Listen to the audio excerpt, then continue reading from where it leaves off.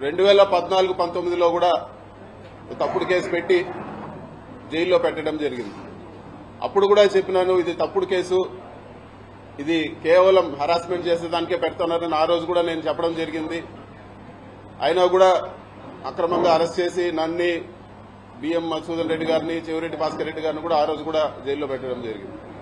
తర్వాత ఎవరైతే కేసు పెట్టించారో అదే వ్యక్తి కోర్టులో వచ్చి చెప్పడం జరిగింది, ఎక్కడ కూడా బలవంతంగా మా దగ్గర పెట్టించారు, వీళ్ళు తప్పు చేయలేదని చెప్పి ఆ కేసు కూడా కొట్టేయడం జరిగింది.